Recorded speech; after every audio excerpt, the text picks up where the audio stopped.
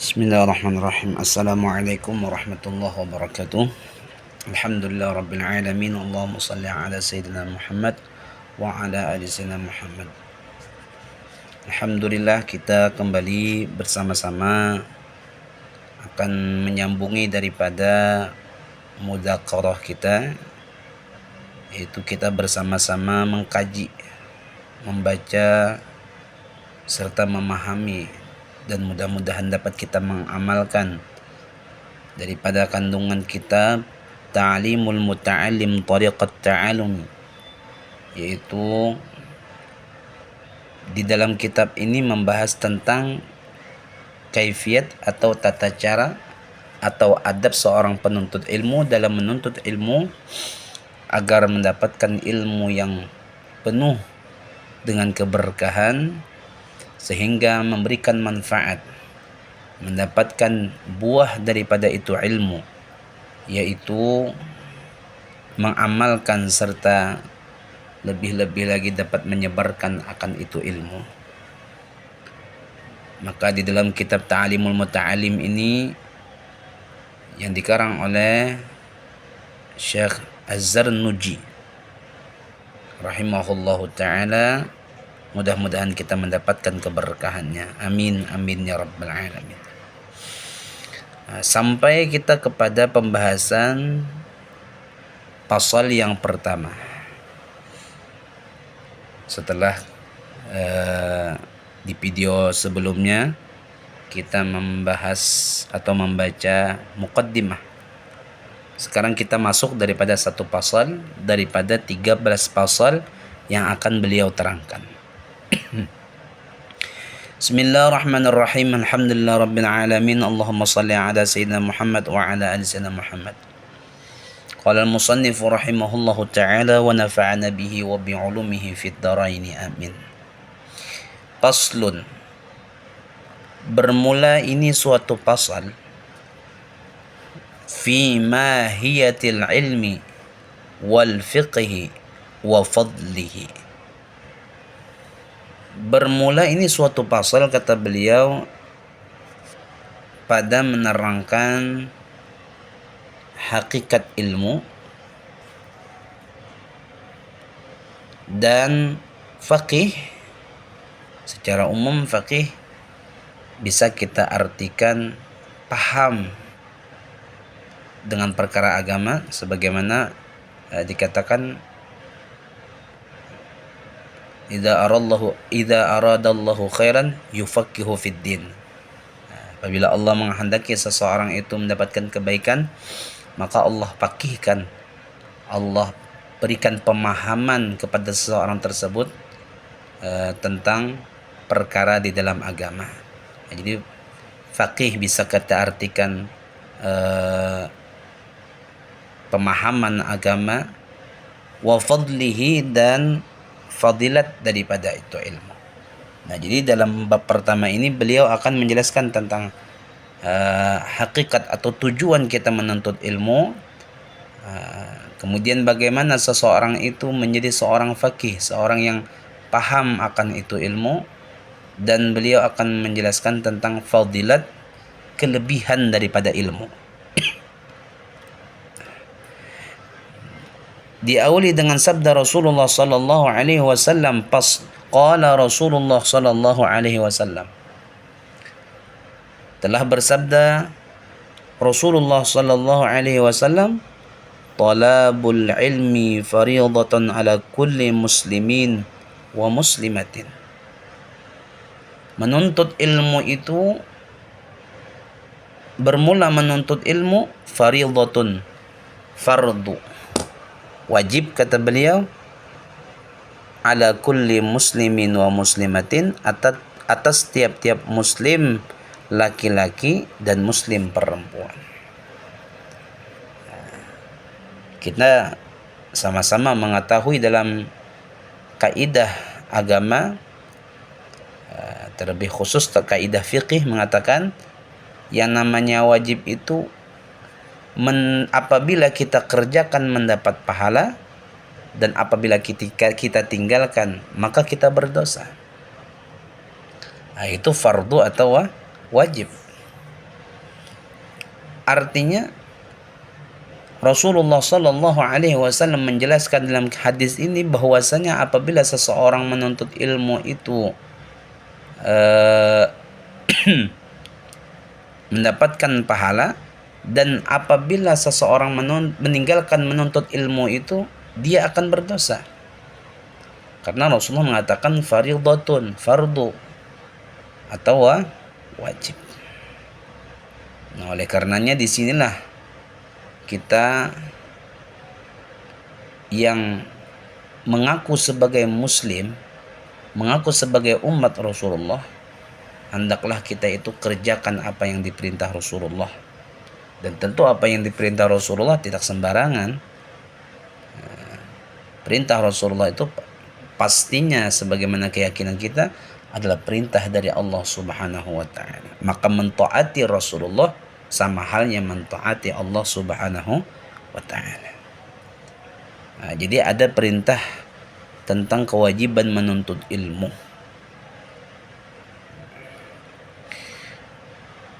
I'lam, ketahuilah oleh engkau, kata beliau, bi annahu la yuftaradu ala kulli muslimin talabu kulli ilmin, dengan bahwasanya tidak difardukan atau tidak diwajibkan atas tiap-tiap muslimin akan menuntut segala ilmu. Artinya tidak semua ilmu wajib dipelajari, tidak semua ilmu wajib kita tuntut. Wa innama yuftaradu alaihi talabu ilmil hali, dan sesungguhnya yang difardukan atas seseorang tersebut yaitu menuntut ilmul hal. Ilmu hal adalah ilmu yang dimana ketika itu dia wajib untuk mengamalkannya. Itu ilmu hal. Semisal orang yang baru balik dan dia memiliki akal yang sempurna, maka orang tersebut dihukumkan mukallaf. Dakwahnya sampai baginya, pendengarannya, penglihatannya normal, maka orang tersebut mukallaf. Artinya orang yang diberatkan dengan beban hukum. Nah, maka pada ketika itulah dia wajib mengerjakan perintah sholat. Sebelum dia mukallaf, sebelum dia baligh, seorang anak tersebut tidak diwajibkan untuk melaksanakan perintah sholat. Tetapi ketika seseorang tersebut sudah mencapai masa baligh, maka orang tersebut sudah diwajibkan sholat 5 waktu. Nah, ketika itulah dia diwajibkan mempelajari, menuntut ilmu tentang perkara sholat dan hal-hal yang berkaitan dengan sholat. Semisal bersucinya dengan airnya bagaimana. Maka wajibnya menuntut ilmu ya ketika dia baru mukallaf. Adapun sebelum dia baligh, sebelum dihukumkan orang tersebut sebagai orang yang mukallaf, maka tidak diwajibkan orang tersebut mempelajari ilmu tentang sholat, karena memang dia tidak wajib sholat. Akan tetapi memang seandainya seseorang anak itu walaupun sebelum masa balighnya sudah diajarkan dengan sholat, maka tentu itu lebih bagus, lebih baik, sehingga ketika dia mukallaf kewajiban itu sudah ditunaikan, kewajiban itu sudah dilaksanakan.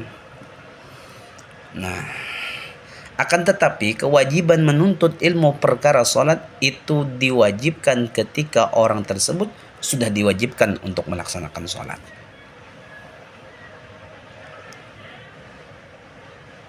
Kama yuqalu, sebagaimana dikata, wa afdhalul ilmi ilmul hali wa afdhalul amali hibzul hali.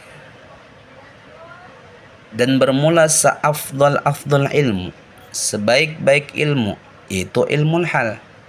Karena ketika keadaannya menuntut dia untuk mengerjakan suatu salat, maka itulah ilmu yang paling utama diperintahkan untuk dipelajarinya. Maka ilmu hal itu seabdul ilmu. Wa afdal amali hifdzul hali. Dan sepaling afdal amal yaitu memelihara hal, memelihara keadaan. Nah, ketika seseorang beramal, maka sebaik-baik amal adalah orang yang memelihara amalnya tersebut berdasarkan ilmu yang dia pelajari ketika ia diwajibkan untuk mempelajarinya. Nah, maka itu berkaitan. Maka kita perlu tahu kapan seseorang itu diwajibkan menuntut ilmu, yaitu pada ketika dia diwajibkan untuk melaksanakan perintah suatu amalan tersebut.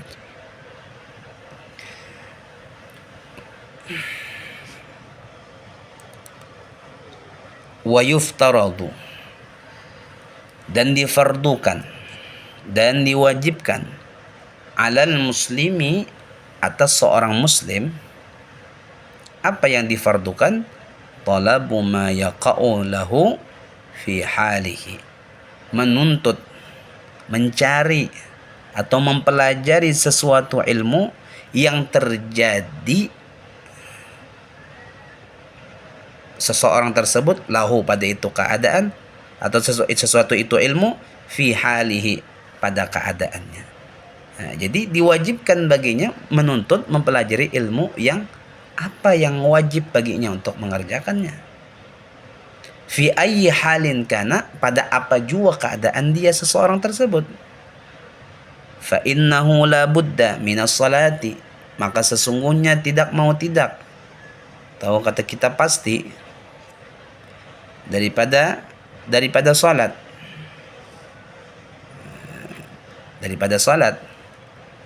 fayuftaradu alaihi ilmu ma yaqa'u lahu fi salatihi.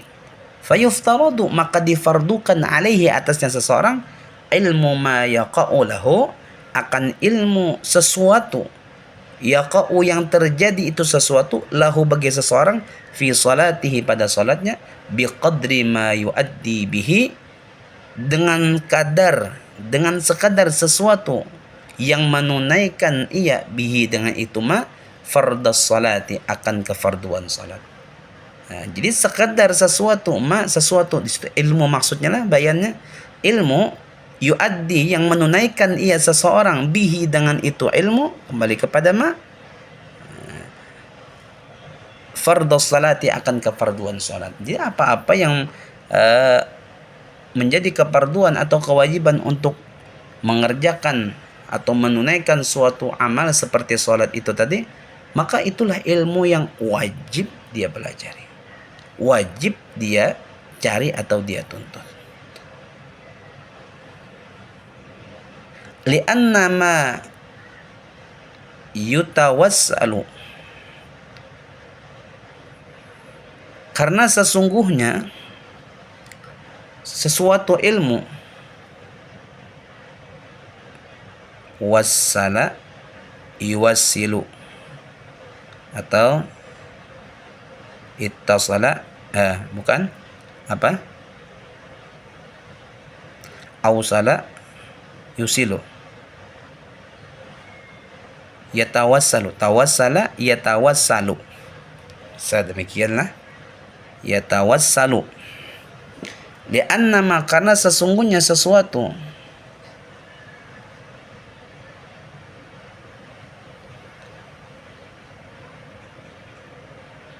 yatawassalu, yang menyampaikan ia sesuatu ilmu, maksudnya sesuatu ilmu, li'annama, karena sesungguhnya sesuatu ilmu, yatawassalu, yang menyampaikan ia ilmu bihi dengan seseorang, ila iqamatil wajibi, kepada melaksanakan atau menunaikan kewajiban, yakunu wajiban, maka adalah ilmu itu wajib. Nah, jadi sesuatu ilmu yang menyampaikan seseorang tersebut untuk menunaikan suatu kewajiban, maka menuntut ilmunya pun wajib pula. Nah, itu yang disebut dengan ilmu hal, ilmu di mana ketika itu dia wajib untuk mengamalkannya, maka wajib pula lah dia untuk menuntut ilmunya.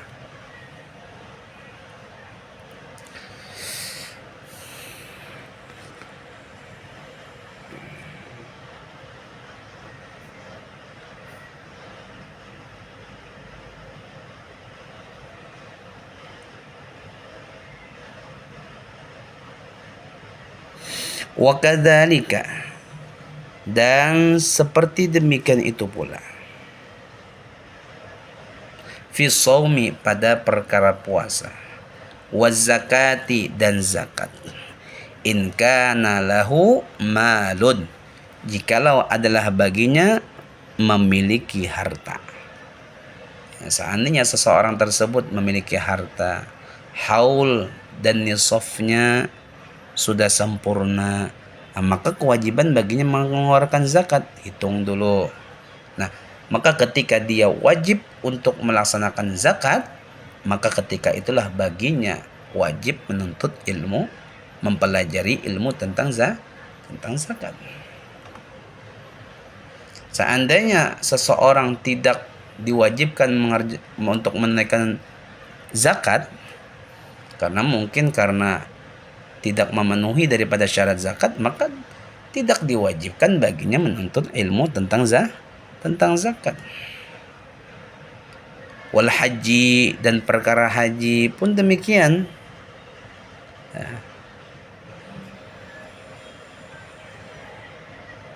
Tidak wajib baginya mengerjakan apa? Mempelajari perkara yang berkaitan dengan haji. Kenapa? Karena memang tidak ada kewajiban baginya mengerjakan haji. Kecuali kalau sudah setor haji, kemudian menunggu beberapa tahun, kemudian ada panggilan atau pemberitahuan daripada kepengurusan haji, lalu dikatakan bahwasanya sampian tahun ini berangkat, misal. Nah, maka ketika itulah bagi seseorang yang akan melaksanakan ibadah haji wajib mempelajari ilmu yang berkenaan dengan perkara haji. Kalau tidak ingin berangkat atau memang belum sampai jadwal berangkat, belum ada panggilan daripada kepengurusan haji, ya tidak ada kewajiban bagi seseorang untuk menuntut atau mempelajari ilmu-ilmu yang berkaitan dengan masalah haji. In wajaba alaih, jikalau wajib, fa'il wajaba ia haji, alaihi, atas seseorang. Wa kadza fil buyu'i, dan seperti demikian pula pada perkara buyu', pada perkara jual beli. In kana yattajiru, jikalau adalah seseorang tersebut ingin berdagang. Nah, maka ketika seseorang ingin berdagang, ingin bertijarah, nah disitulah kewajiban dia mempelajari tentang perdagangan. Nah, jangan sampai ketika dia berdagang, ketika dia memiliki suatu usaha perdagangan, salah dalam jual beli, atau terjatuh daripada hukum riba, atau akadnya yang menyebabkan jual belinya tidak sah secara hukum agama, maka disinilah kewajiban bagi seseorang yang ingin berdagang belajar, bertanya, menuntut, mencari tahu bagaimana tata cara perdagangan yang sesuai dengan syariat agama Islam. Di situ kewajiban. Berarti kalau tidak ingin berdagang, maka tidak ada kewajiban baginya menuntut atau mempelajari ilmu tentang dagang.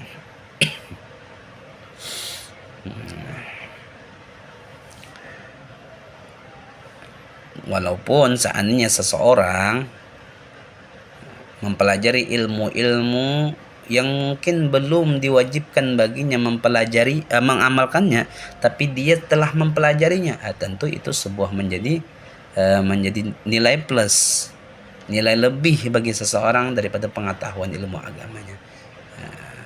Adapun yang kita maksud daripada pembahasan ini, yaitu kapan seseorang itu wajib mempelajari ilmu. Karena tidak semua ilmu, kata beliau Syekh Az-Zarnuji, pengarang ini kitab, diwajibkan menuntutnya atau mempelajarinya. Ternyata ilmu yang wajib kita tuntut, wajib kita pelajari adalah ilmu hal. Ilmu di mana ketika itu kita telah diwajibkan untuk mengerjakan suatu amalan tersebut. atau kita ingin memperbuat suatu amalan, atau kita ingin memperbuat suatu perbuatan seperti buyuk, seperti perdagangan, maka disitulah kita diwajibkan mempelajari tata cara berdagang sesuai syariat agama Islam. Jangan sampai kita mengerjakan sesuatu dengan kejahilan. Karena dikatakan orang yang beramal dengan suatu amalan yang tidak dilandaskan dengan ilmu, maka amalnya tersebut mardud, tertolak, lam tuqbal, tidak diterima. Karena amalnya tidak berdasarkan dengan ilmu.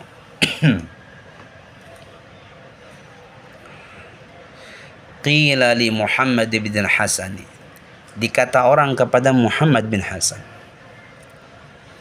rahimahullahu ta'ala alaih, semoga merahmati oleh Allah ta'ala atasnya Muhammad bin Hasan, amin.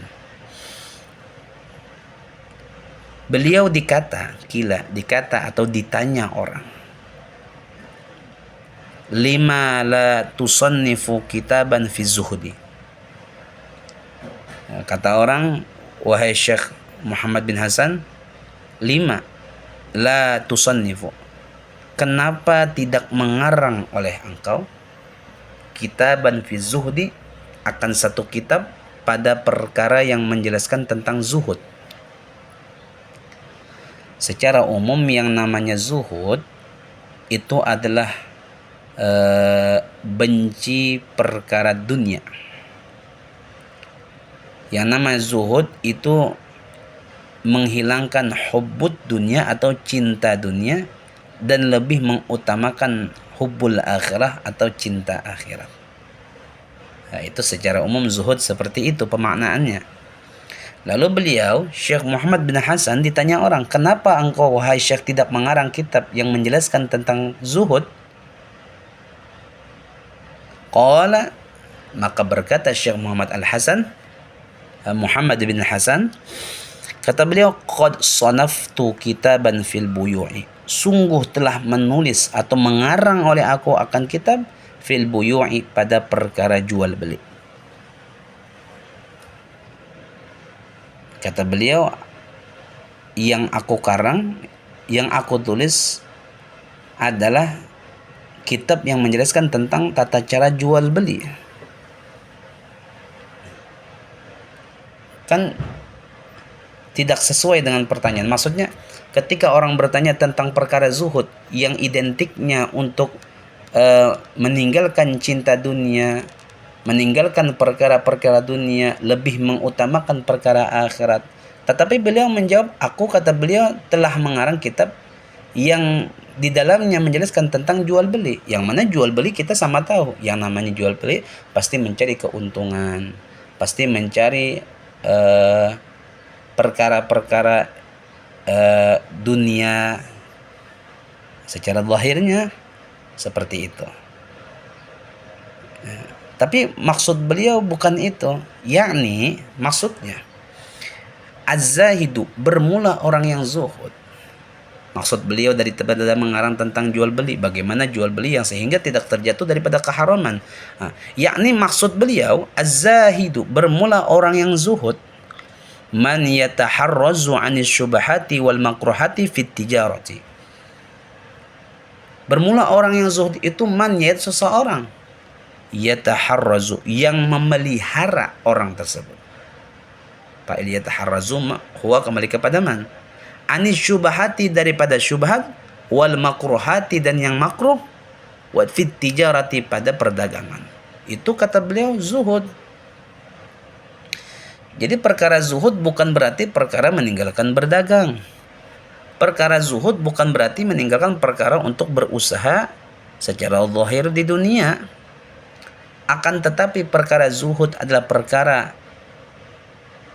bagaimana seseorang dapat meninggalkan perkara-perkara atau hal-hal yang ditegah oleh agama atau diharamkan menurut hukum syariat, atau bahkan dapat memelihara yang dimakruhkan atau yang disyubhatkan di dalam syariat agama.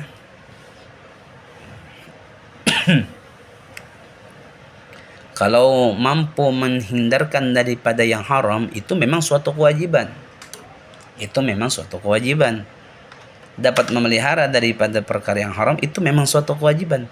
Tapi ketika seseorang mampu menahan atau menghindari daripada perkara yang syubhat, perkara yang samar, perkara yang belum jelas kehalalan atau keharamannya, atau perkara yang makruhat, yang artinya seandainya dikerjakan pun tidak mengapa, tapi seandainya dapat ditinggalkan itu menjadi suatu keafdalan.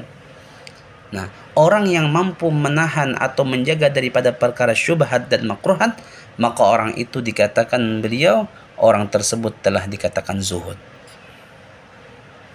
Bukan artinya zuhud itu kata beliau tidak berusaha, bukan berarti zuhud itu tidak boleh berjual beli, akan tetapi orang yang zuhud menghindarkan dirinya walau di dalam perkara jual beli daripada perkara-perkara nang syubhat, perkara-perkara nang makruh. Kalau perkara yang haram itu tentu suatu kewajiban untuk menghindarinya. Jadi itu maksud sedin kenapa jadi Syekh Muhammad bin Hasan beliau mengarang atau menulis kitab perkara jual beli, yang mana di dalamnya itu pun tentu menjelaskan tentang kezuhutan seseorang yang berdagang, yaitu yang dapat memelihara daripada yang syubhat, dapat menghindarkan daripada yang syubhat dan yang makruh. Kalau yang wajib itu pasti wajib ditinggalkan.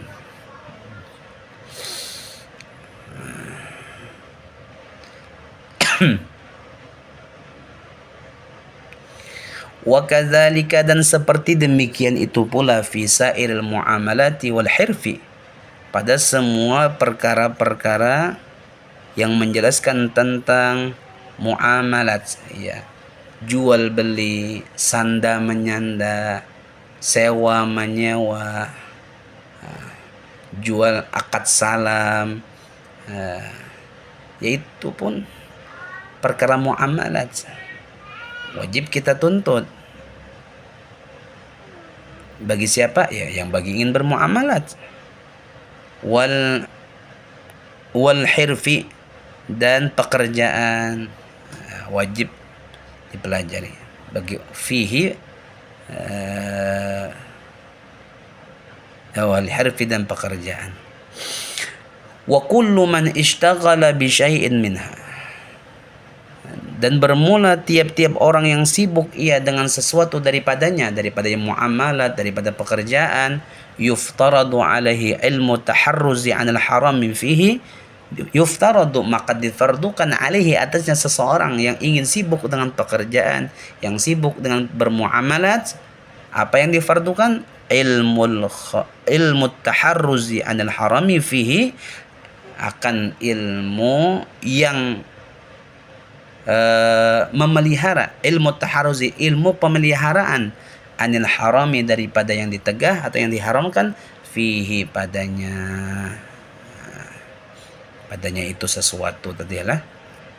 Jadi sesuatu itu mungkin ada haramnya di situ, bila tersalah ada syubhatnya, ada makruhatnya. Nah, maka mempelajari agar jangan sampai terjatuh daripada keharaman, kesyubhatan, dan kemakruhatnya, maka menuntut ilmu sesuatu perkara tersebut diwajibkan padanya.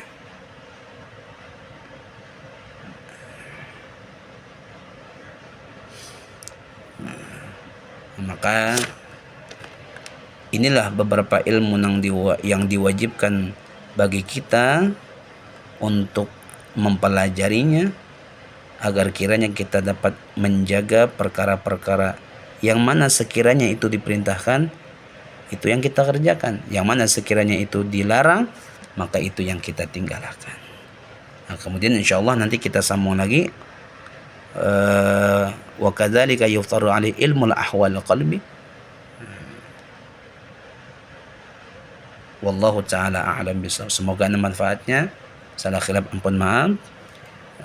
Bisa di komen ataupun di like dan lain sebagainya. Semoga manfaat. Wallahu a'lam bishawab. Assalamualaikum warahmatullahi wabarakatuh.